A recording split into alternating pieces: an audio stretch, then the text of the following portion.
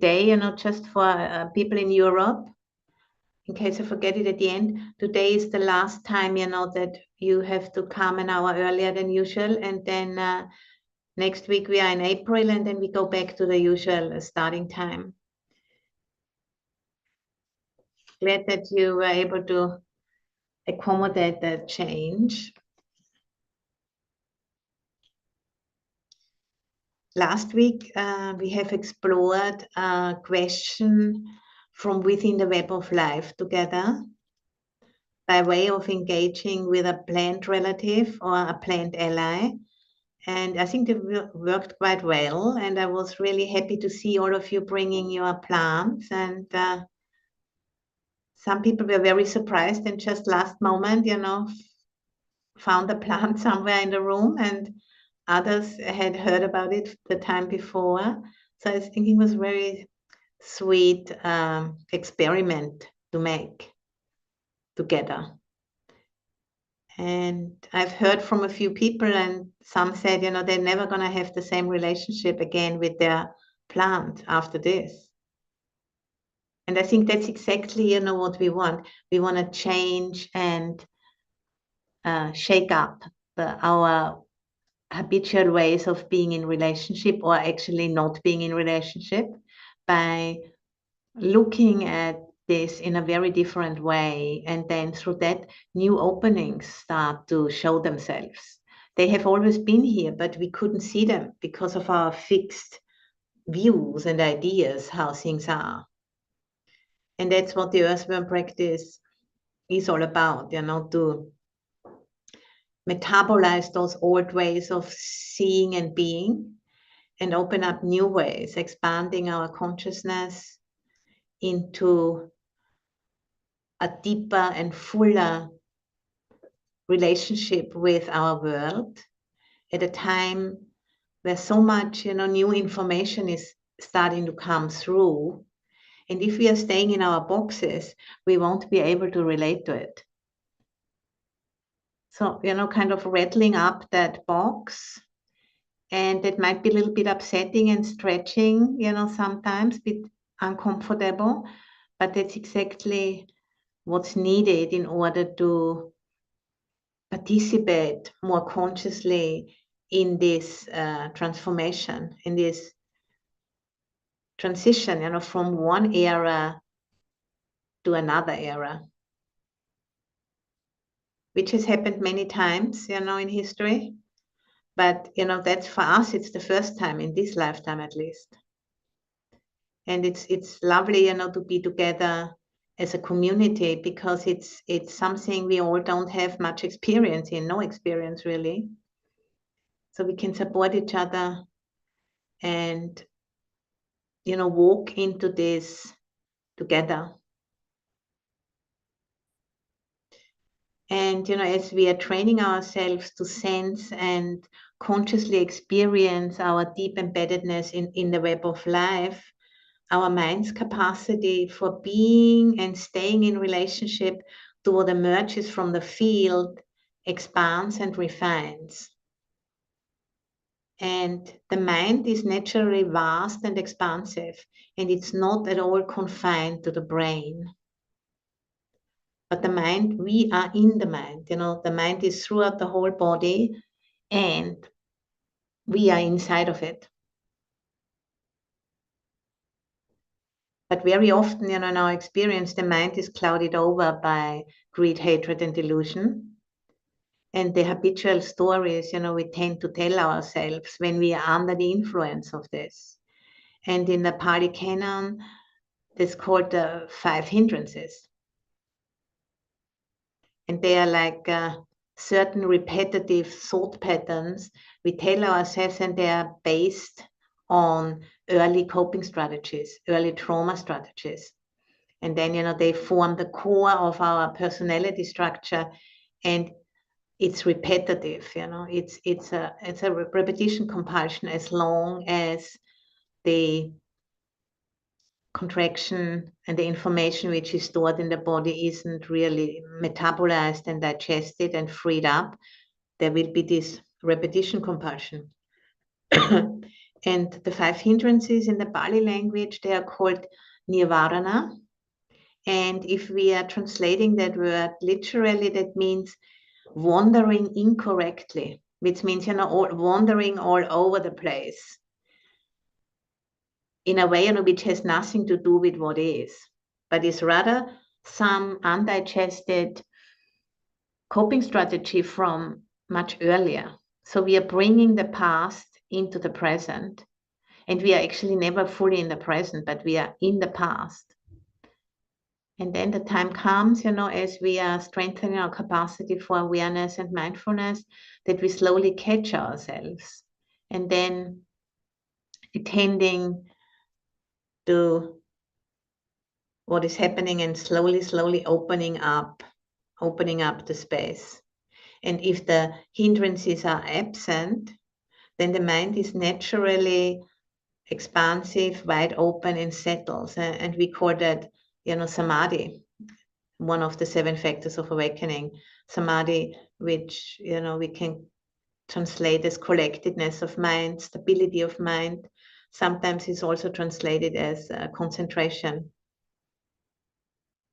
And it's not an additional or not an exotic addition, but rather a simplification and purification of the mind. So the collectedness is not something we add to the mind, but by the hindrances, being temporarily pacified, the mind in its full expansiveness, luminosity, vastness is accessible to us. Just like, when the sky is free from clouds, you can see the sky, which is boundless. And if there is clouds, then we sometimes think there's not even a sky underneath if it's a real thick cloud cover. And, earlier on when I came to America, I lived for a few years in the Sunset District, the outer Sunset in San Francisco. And in the summer, we sometimes had like 3 months clouds. William might remember that when he lived here too. Like there was no way that you could see the sky for about 3 months. So it was pretty hard actually after a few years to keep going with that.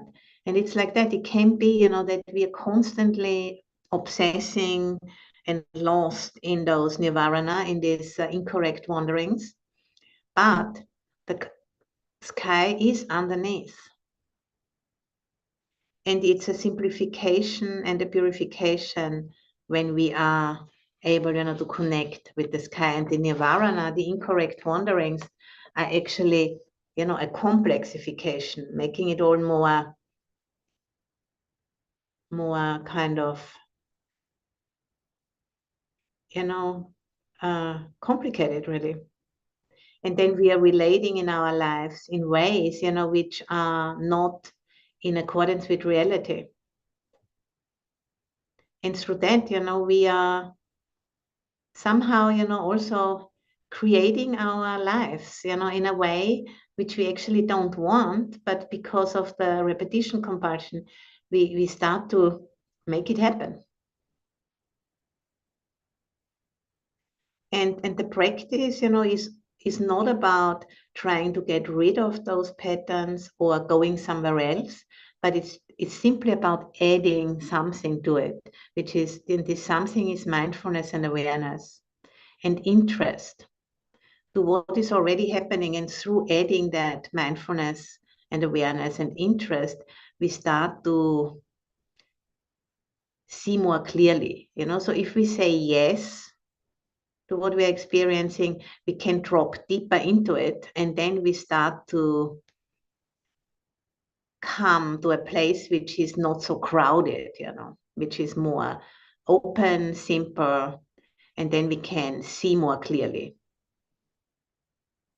And, adding mindfulness, adding interest to it is just simply, paying attention to what our experience is rather than aimlessly wandering about, half-heartedly wandering about, doing a little bit of this, a little bit of that, and just like frittering our time away. So this dropping deeper allows us to dive into the deeper layers of the mind through simplification and purification. And that's, what meditation is all about. It's not about creating something which isn't here, but it's about not attaching to complexification and diving deeper through interest and awareness. And if we are practicing samatha, which means collecting the mind, then that leads to the jhanas, immersions, or to states of great peace for the mind and great clarity. Or if you're practicing vipassana, that's about insight into what's called the three characteristics of life: impermanence, unsatisfactoriness or instability, and not self or emptiness. Those three, to see those characteristics in action inside of our own experience leads to letting go. And, if the meditation goes well, then we are increasingly moving from doing to being. And the more perfect the meditation is, the less we are doing. And, in order to encourage the mind to settle and go in that direction of doing less and being more, we give the mind a simple task, a simple object like the breath or the body breathing or a mantra, or some traditions do visualizations, or we can do simple movement like walking, just really, really simple. And then giving the mind this thing, to have something, but not a complex thing, something simple. And then the mind starts to settle down. And in the scriptures, it's compared with a wild elephant, which is chained to a post, and the chain is the mindfulness, and the post is the meditation object, which keeps us in the present moment. In the beginning, the elephant is like going really wild and pulling at the chain and getting angry and all of that. But then in time, after he has been fighting against it, at one point it lies down, next to the post. And then it can be trained.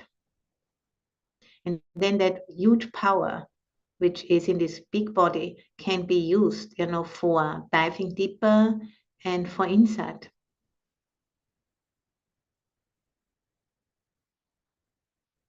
So today, I'd like to guide us in a meditation on the 7 factors of awakening, to just show us, that those 7 factors of awakening and natural qualities of the mind, which are always already present.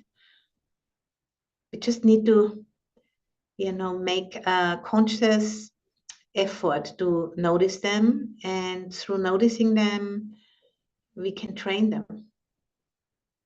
And, any kind of meditation we are doing, we always engaging those 7 factors of awakening. And there's also other ways, how the mind can be, the qualities of the mind can be laid out. But the 7 factors is a very ancient scheme, which, features in the 4 satipatthana, the 4 establishments of mindfulness. And just let's start by finding a posture we can sustain for about 40 minutes.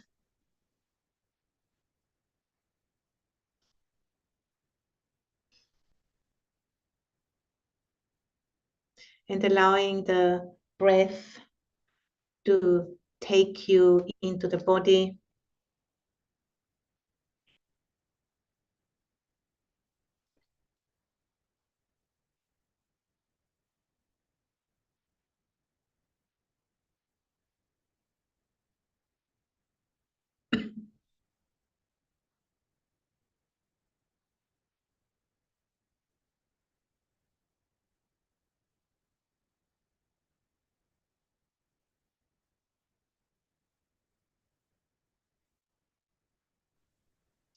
and sensing the hardness of the seat where you are sitting on, a chair, cushion, a bench, wherever you're sitting, just sensing that, and the gravity which gently pulls us towards the planet of which we are part of, where we actually cannot discern where there's any real fixed boundary. We are more than just a part of it, we are it. And that's something for the mind very difficult to make sense of by thinking, but we can make sense of it by direct experience. So allowing your awareness, your mindfulness to sense that space, where the body and the surface, where the body is sitting on, where they meet.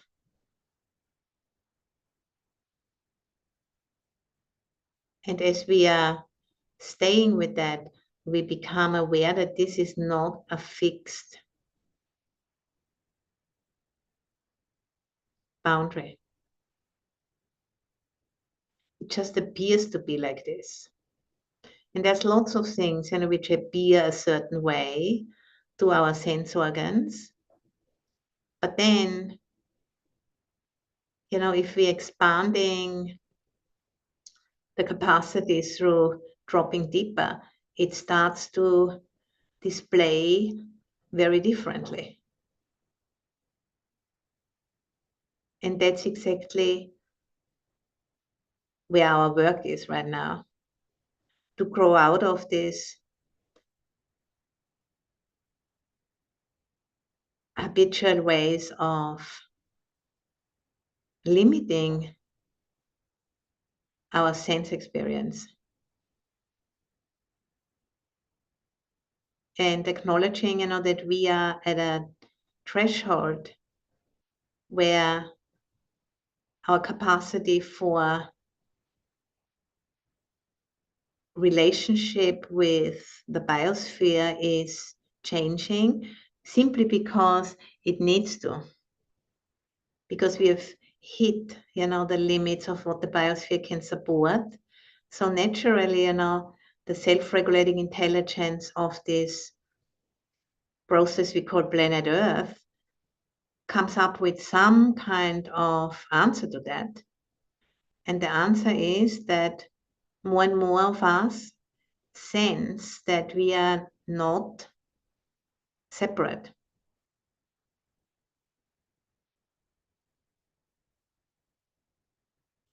And sensing also, that we actually can train our bodies and minds to become more capable for relating to the biosphere, to the field from which we have emerged. And it's like a natural unfolding as, evolution has unfolded over billions of years. There are always new capacities have been set free because it was necessary for the next step.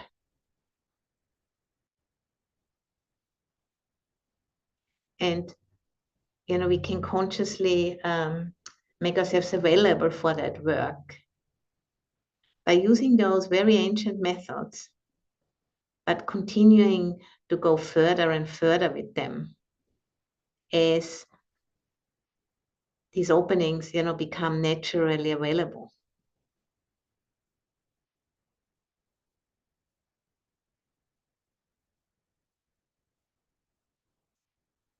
So, as we are aware of the place where the body meets the surface,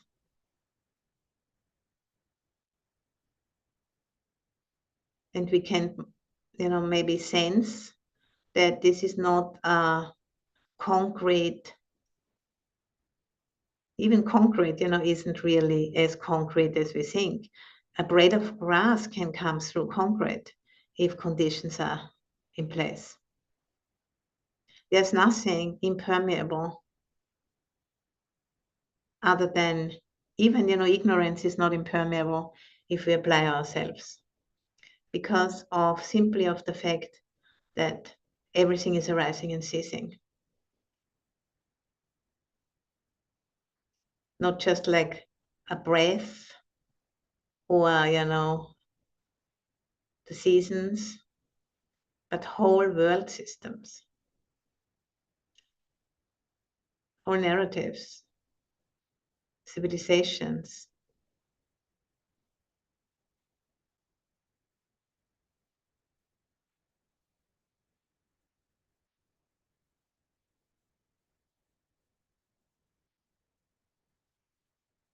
And then maybe seeing if you can go a little bit deeper into the body of the planet underneath where you are sitting.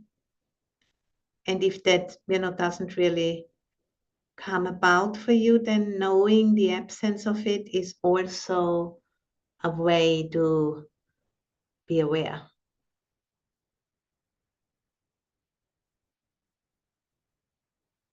Just noticing the numbness.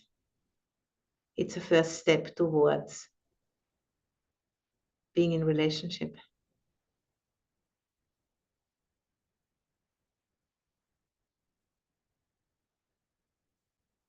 So with the out breath, sending down roots, sending down awareness into the body of the planet, and with the in-breath, breathing up the vastness and the stillness and the stability.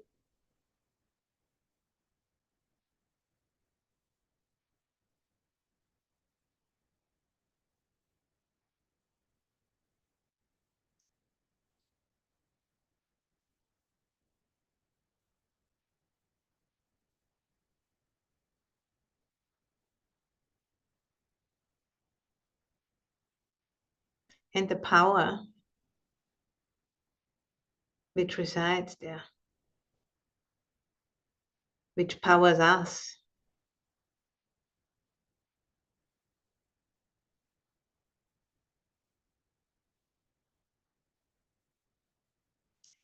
So, paying attention in this way is already the first factor of awakening, sati, mindfulness, awareness.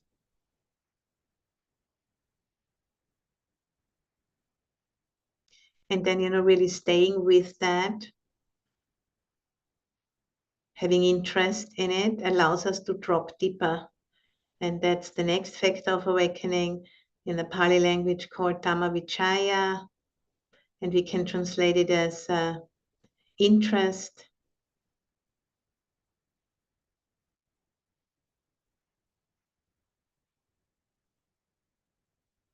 And sometimes it's also translated investigation of Dhamma Vichaya. Because if there's no interest, it's hard to stay with the object.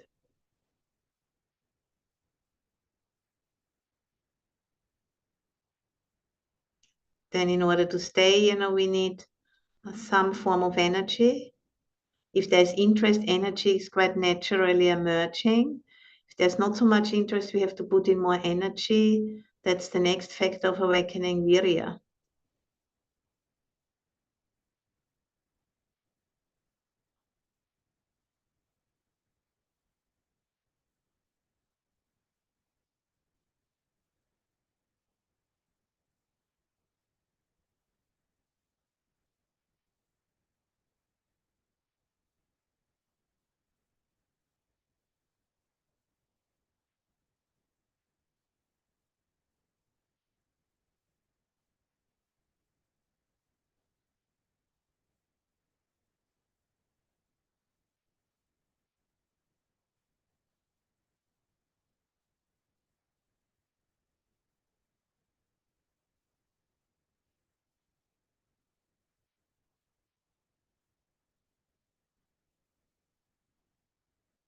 As we are staying with the experience, in this way there's a sense of ease comes up. If the mind can really stay with the object. And that's the next factor of awakening in the Pali language called piti, which is translated sometimes as joy, which might be a little bit too much of a word. Maybe, contentment might be more fitting here. That the mind is okay with that. It's no longer starting to search, does those incorrect wanderings to entertain itself, to defend itself, to be somebody, to fill itself with something.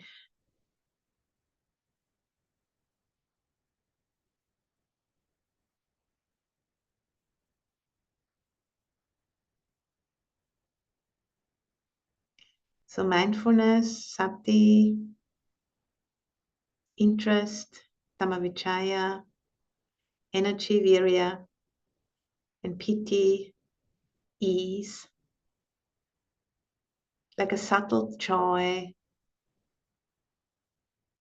which is, a result of the simplification.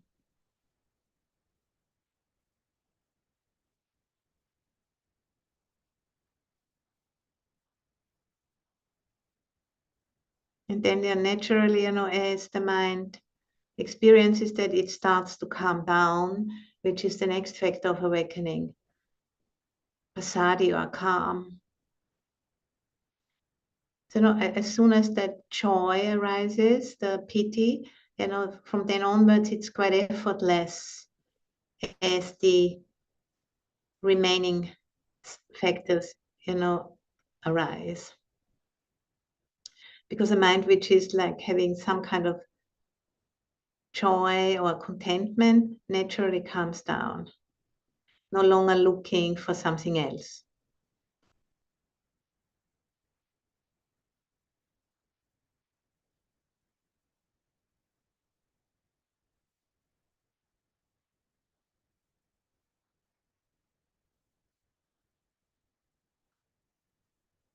Then if the mind calms down, it becomes stable, collected,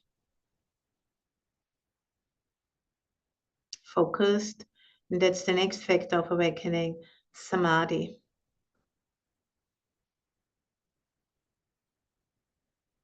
Like, collecting pieces of wood for a campfire, and then we can, make fire, we have light, and we can nourish ourselves. We can cook something on the fire. There's a sense of fullness, ease,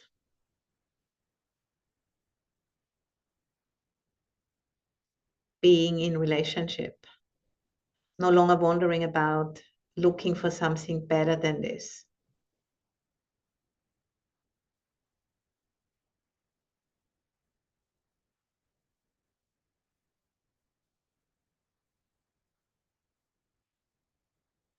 And that capacity for staying with experience until we drop deeper, this is what we need to train always in order to, have insight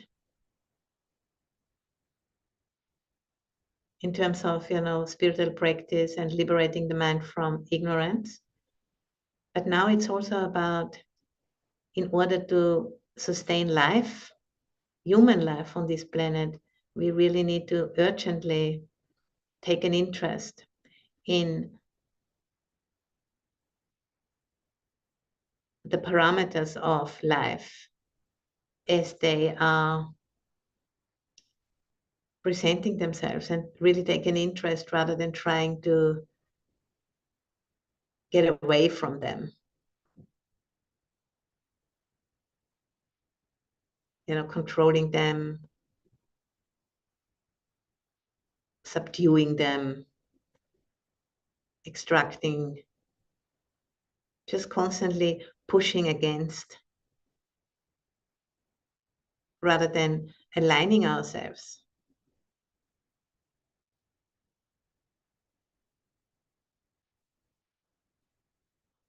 Because that aligning ourselves, that's our opportunity. That is something we really can do.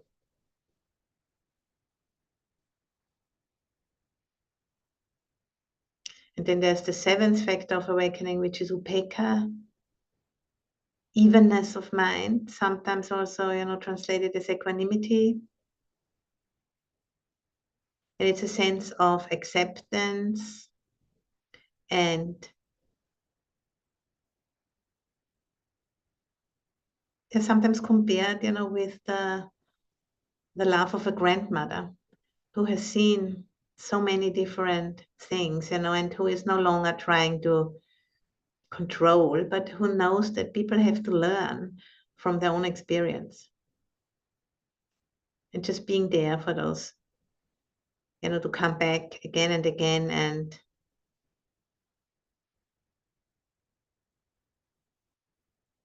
slowly, giving up resistance and showing more and more willingness to align, to accept, to say yes, and to drop deeper into that relationship with life and with the biosphere.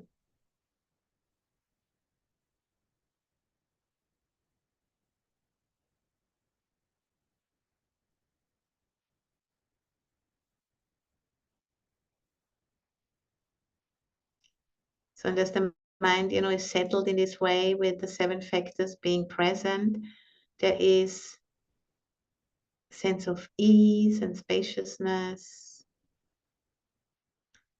temporary liberation of the mind from clinging, to have it a different way.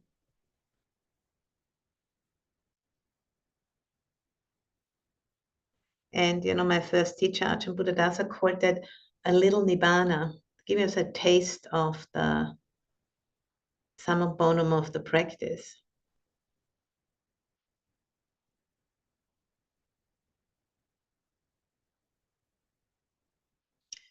Having the view for a moment, when all the clouds have parted, settled, they're not there. And then we have that vast view, boundless, expansive, unlimited.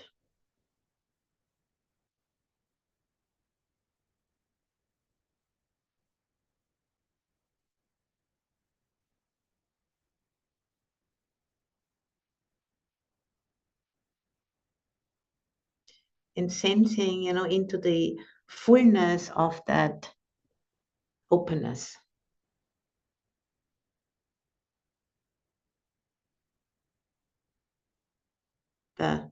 Maybe you can, sense the vibrancy, the cosmic hum, the aliveness of that fullness, of that empty vastness,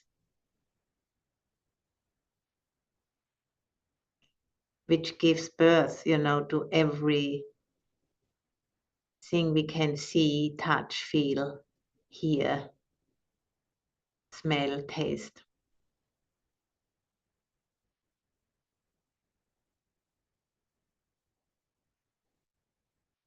And all forms are different representations of that, different frequency of vibration, of energy.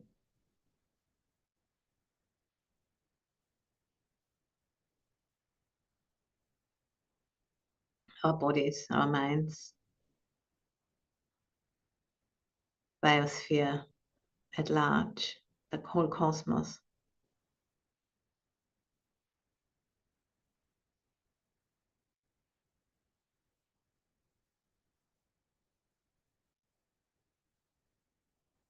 And, with that aliveness,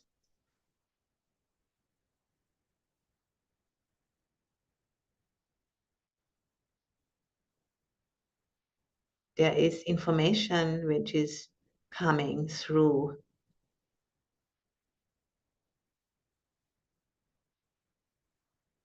Which then, takes form in formation. And that form lasts for some time and then it dissolves back.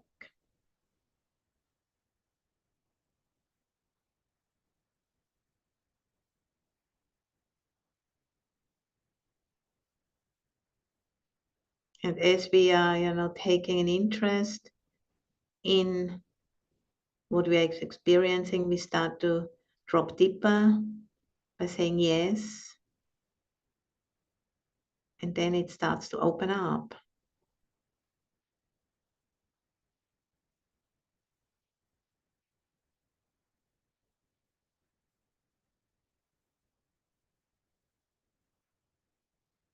And that somehow, what brings us here, this somehow subtle understanding of there's some significant changes happening.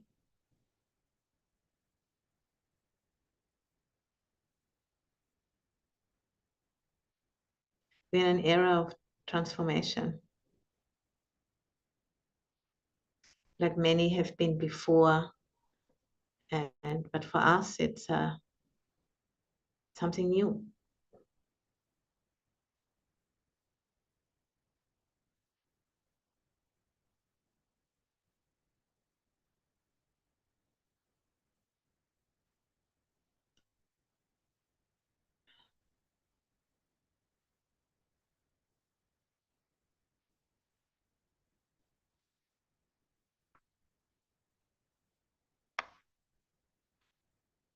And what is pulling us? What is it? And for now we can call it the urge to evolve.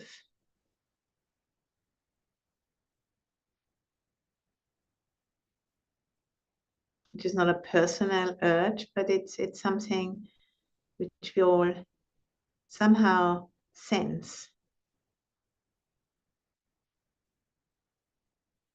as this aliveness, becomes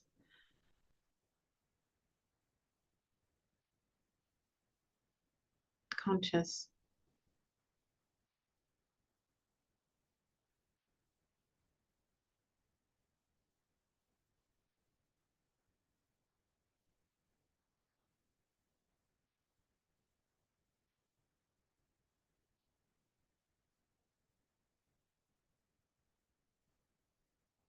And we are, starting to understand that the body is actually an organ of listening, not just, like a structure to carry around the brain.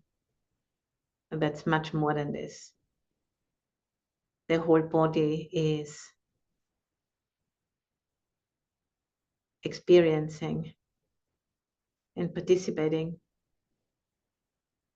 Is a plug-in into this much vaster intelligence.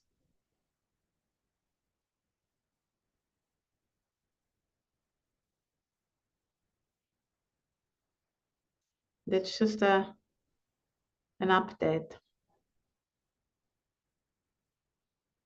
which is, basically coming to us naturally.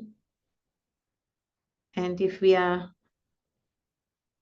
consciously opening our minds, we allow that to emerge, and we make some space by training that welcoming and that yes.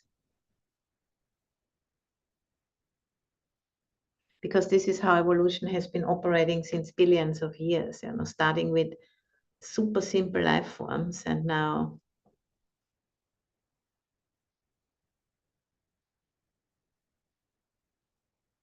we are 4.5 billion years later.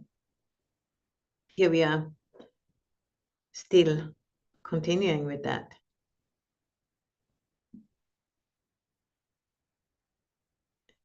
All of the ancestors behind us and future generations in front of us And we're just doing our little bit by making some space for welcoming what wants to be embodied.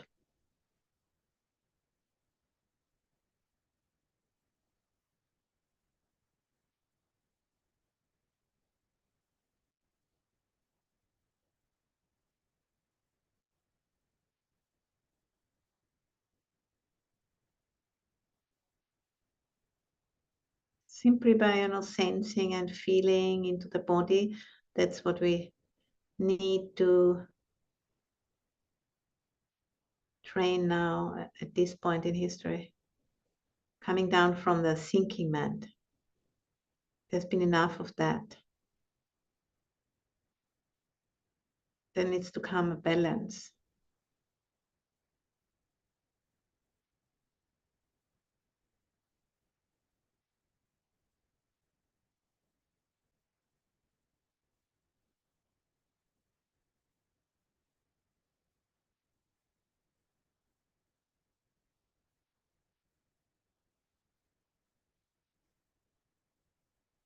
Just sensing that willingness in your own body as this urge to evolve.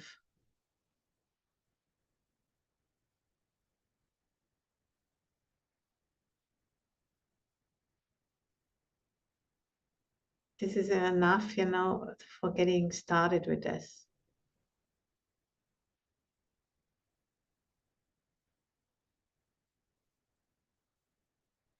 The crack, through which the light comes in.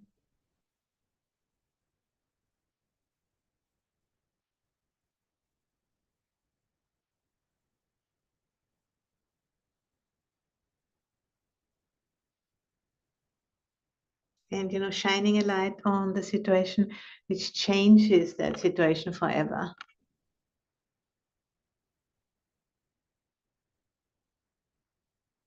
Because we are suddenly realizing there is much more happening outside the box.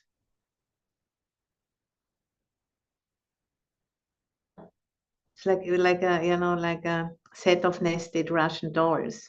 There's always like something outside, a new way of, a new context. And that's going on and on since billions of years.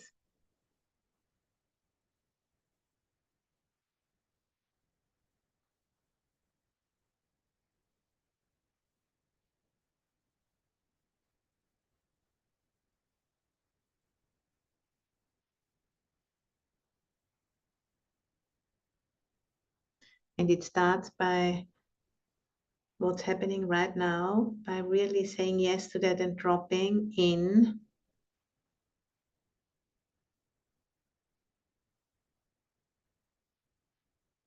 and dealing with the tediousness also of the saying yes.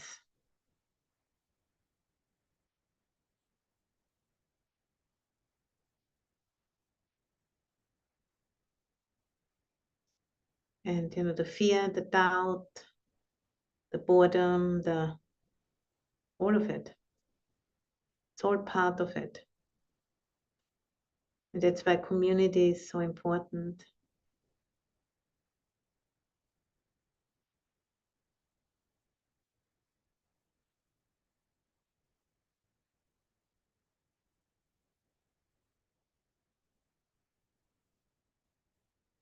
For our own health and for planetary health.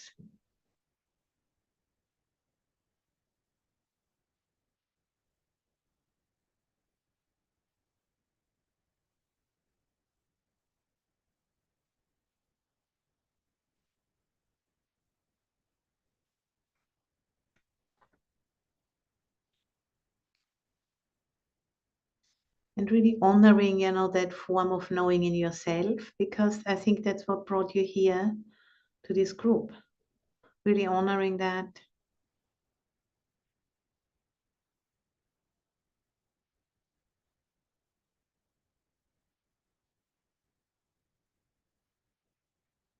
that there's something calling you.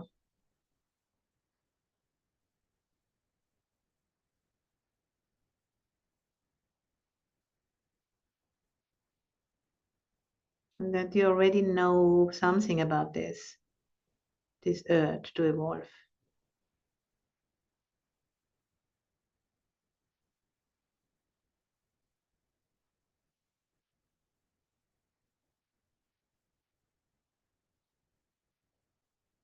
And that's like a spiritual resource for you, for all of us.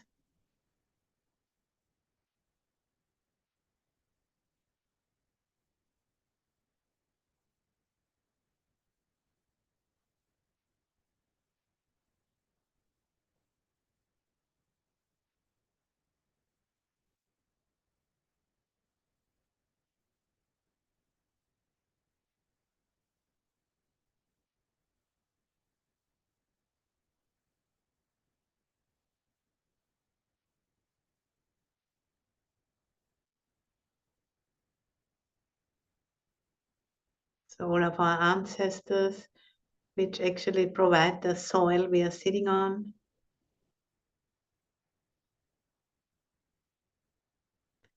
all of the future beings which are not yet embodied.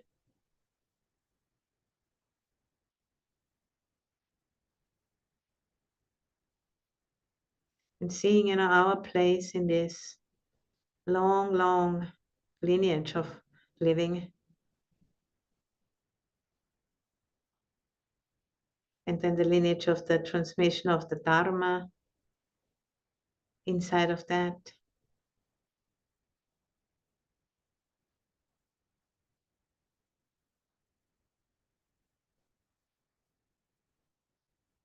And we can add something small to that inheritance to live in a better way than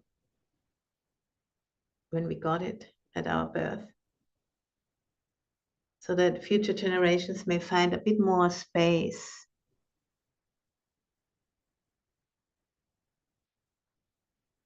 to relate to this unfolding.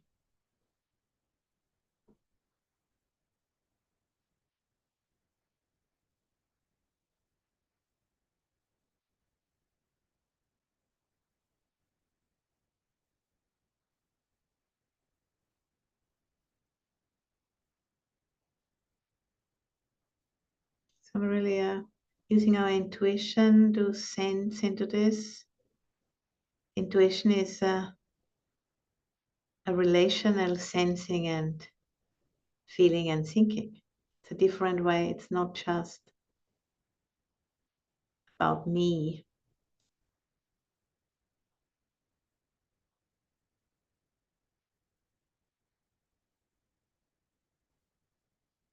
So it's the ability to understand something immediately without the need to consciously reason.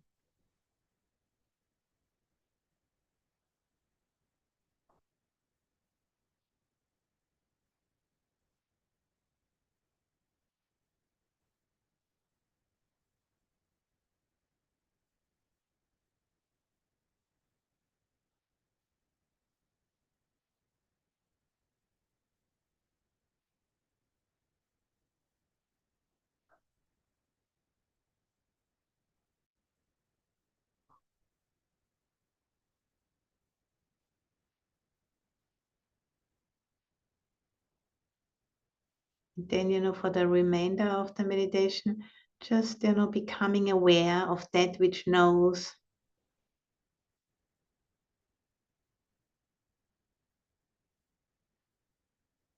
about the spaciousness of the mind.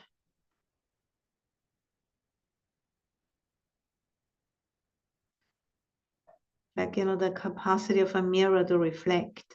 Mirror becoming conscious of that capacity by being it.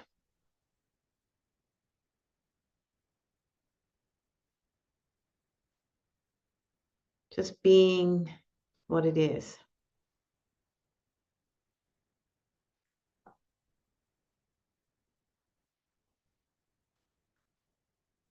There's no subject, no object, but just being the knowing.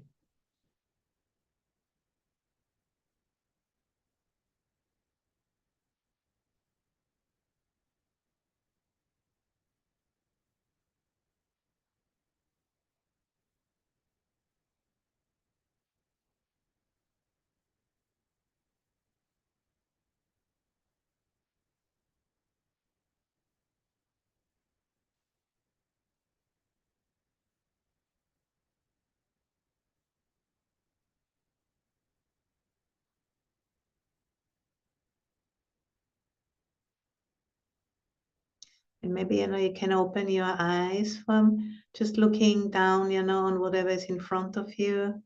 Just opening the eyes and taking in the seeing, knowing that you are seeing without getting distracted by that. So keeping the awareness of the body as it is and including seeing. And effortless, as we are opening our eyes, we see and we know that we are seeing.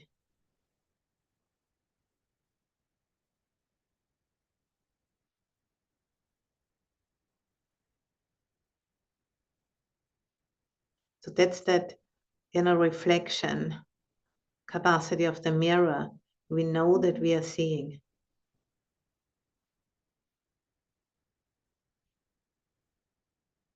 We know that we are sensing gravity.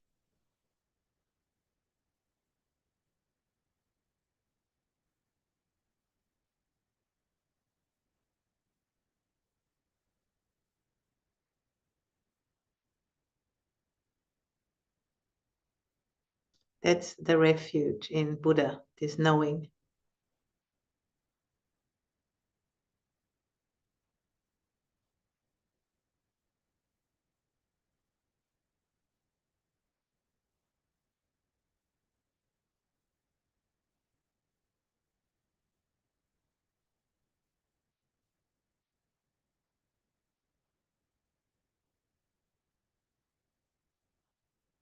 Then we can, close the eyes again.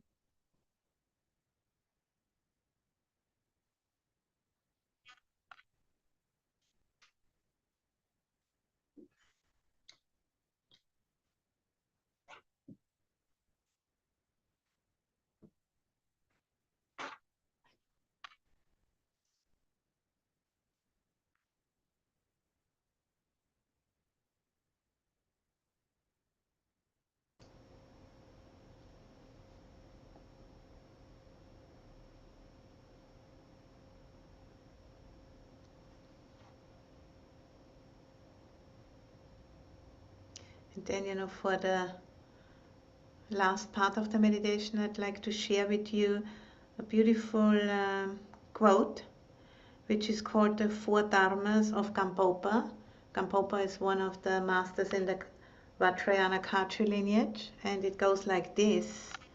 I'm ringing the bell, and while the bell is ringing, you can contemplate those four slogans. First one is, grant your blessings so that my mind may be one with the Dharma.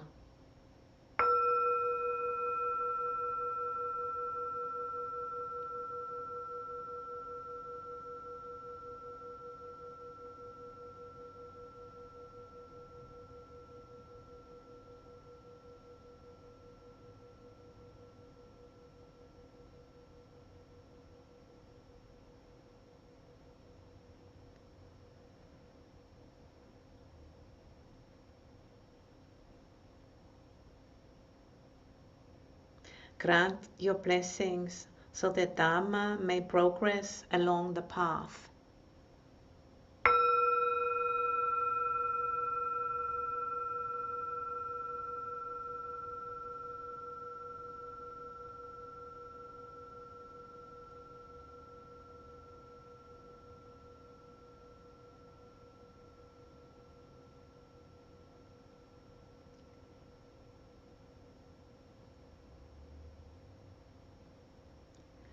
Grant your blessing so that the path may clarify confusion.